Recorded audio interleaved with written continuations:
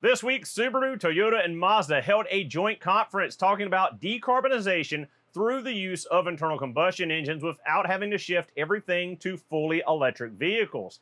They brought forth their own prototypes of new powertrains for vehicles that will increase fuel economy and decrease emissions. We're going to touch on all three of those a little bit later in the video, but first off, we're going to talk about the history of Subaru's hybrids and what has gotten us to where we are today.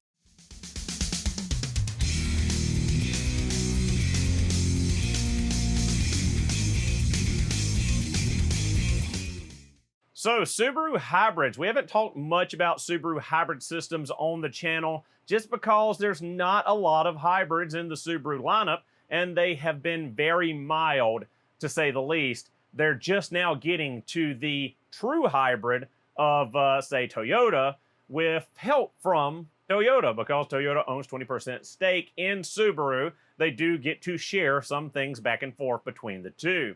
So the first generation of Crosstrek hybrid.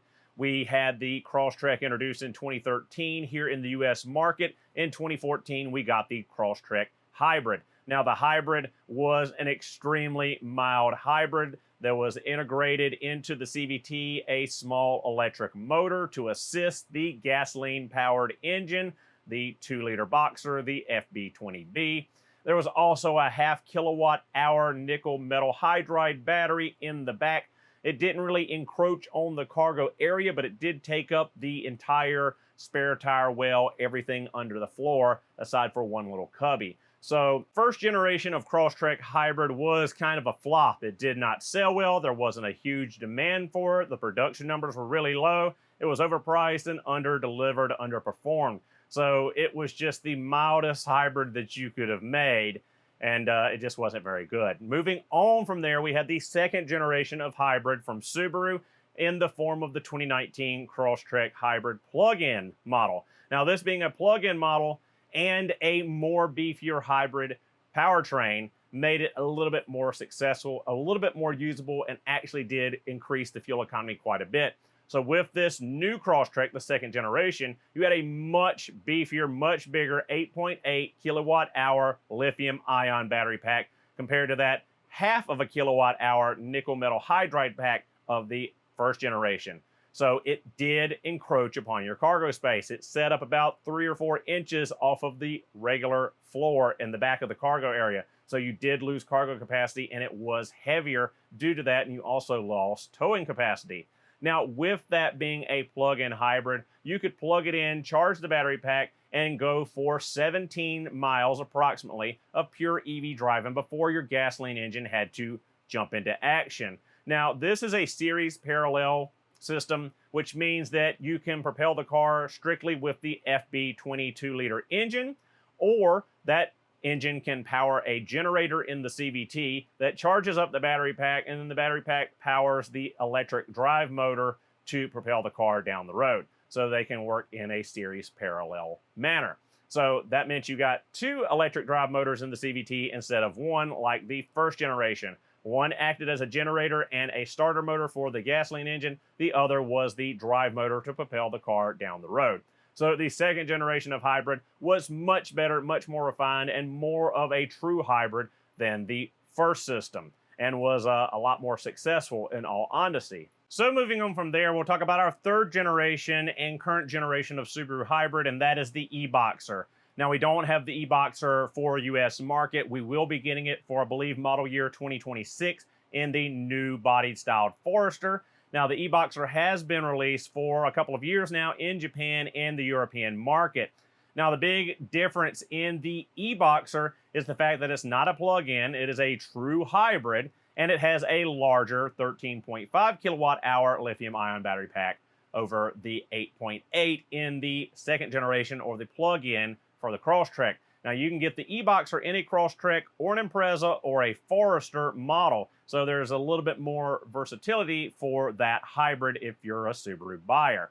Now, other than that, there's not much difference in the system. It's pretty much the same as the second generation, just with a larger battery pack and without the plug-in ability. So you still have a drive motor, electric drive motor in the CVT. You have the battery pack in the back. and you can drive on either your gasoline powered engine or on the battery fueling the electric motor to propel the car down the road. Now, you do get the regeneration of braking force and coasting like the previous model did, but other than that, there's not much of a boost for the e-Boxer. It's just a plain old hybrid. It's not a mild hybrid. It's not a like super phenomenal high economy hybrid. It's just kind of a medium hybrid.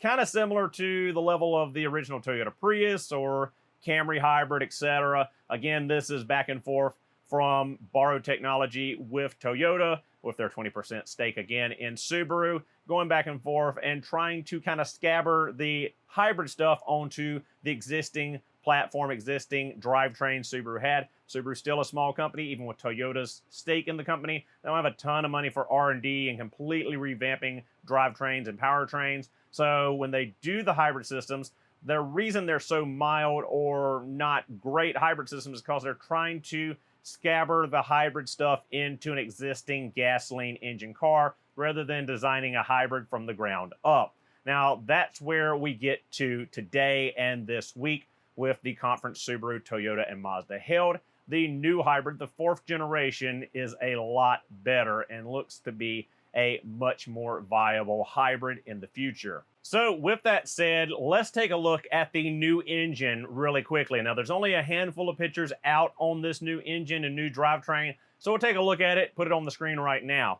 So looking at it, it looks like any other F-Series Subaru Boxer engine at first glance, but we do see that there is no traditional air conditioning compressor on here. We have an electric AC compressor. As you see, it's kind of tilted sideways in the location. Traditionally, there would be an air conditioning compressor on a Subaru Boxer engine. We also do not have an alternator because we don't really have need for one alternator.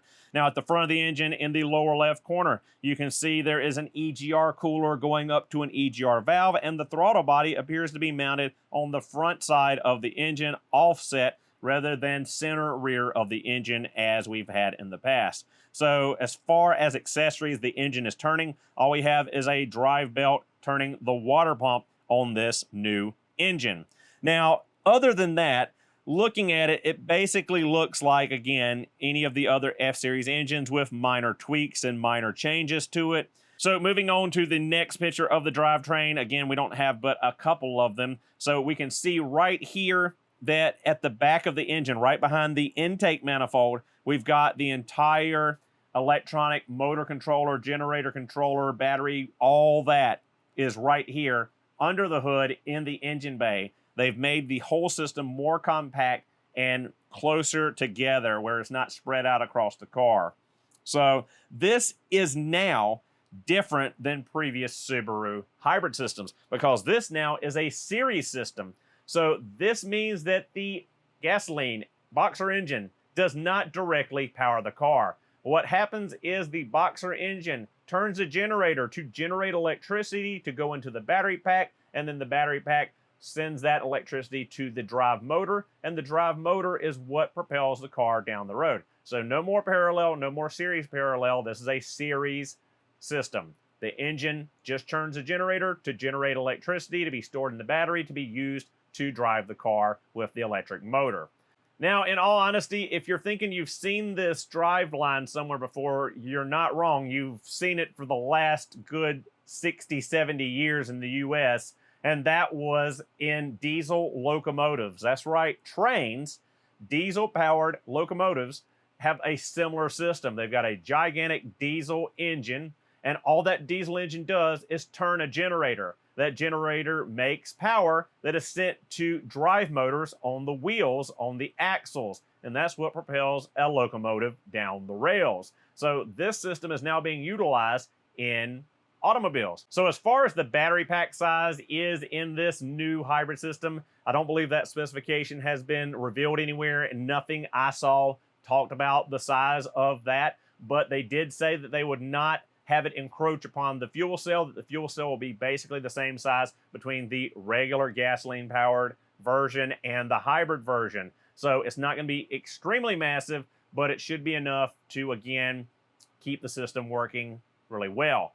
Now, If Subaru wanted to make this even better, I believe what they should have done was have a diesel engine, something like the EE20 that we never got in the US market. They had a Boxer diesel engine.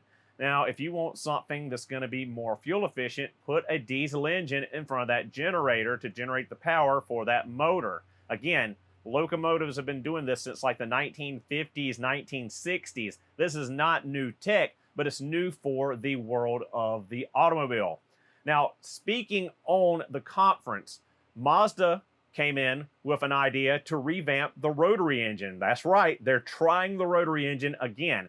They're looking at a single rotor and a dual rotor engine. Again, same kind of layout where the rotary engine turns a generator to power a battery to power electric drive motors. Now, Toyota is going the route of the domestic vehicles with a small displacement turbocharged engine, similar to like the Ford EcoBoost engines, the GM Ecotec engines like the 1.4 turbo found in the Chevy Cruze, or the FCA Mopar Dodge whatever multi-air turbo engine found in the Dodge Dart. I believe it was a 1.4 turbo as well. So Toyota's going the route of small displacement turbocharged.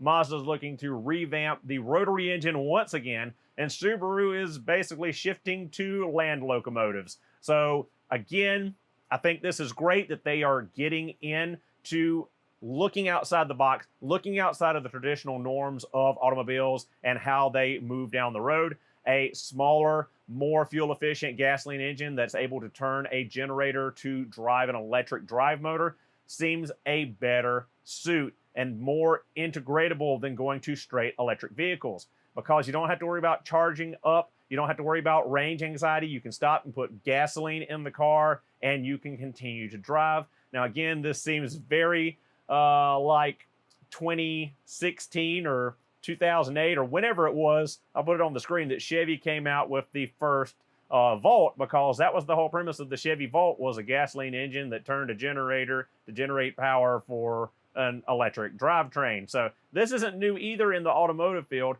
but Subaru is looking outside the box, looking outside of the norm to try to save internal combustion and make a more easy transition from just straight ICE to straight EV.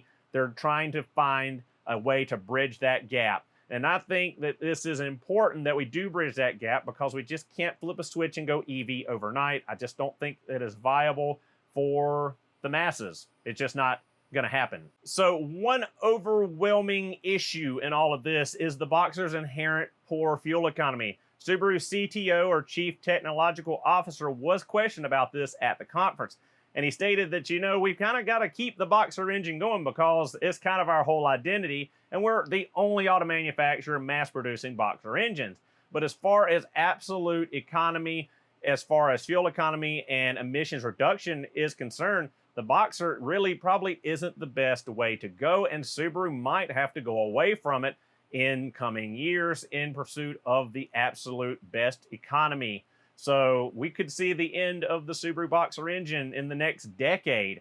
But again, I think Subaru, if you go to a diesel engine, a smaller displacement diesel engine, and rework maybe the EE20, make it a little bit smaller displacement, you know, I think you might have a winning combination here. And U.S. buyers, you've got to be more open to diesel-powered vehicles, because diesel inherently just gets better fuel economy than gasoline-powered vehicles. Most of Europe and Asia already knows that. So guys, with that said, what do you think about Subaru, Mazda, and Toyota getting together and still trying to make viable internal combustion engines and go for a bridging the gap scenario between internal combustion and EVs? Do you think they're going in the right direction? Do you think it's a waste of time? Let me know your thoughts and feelings down below. Thank you guys so much for watching. Hope you enjoyed the video. I'll see you all in the next one.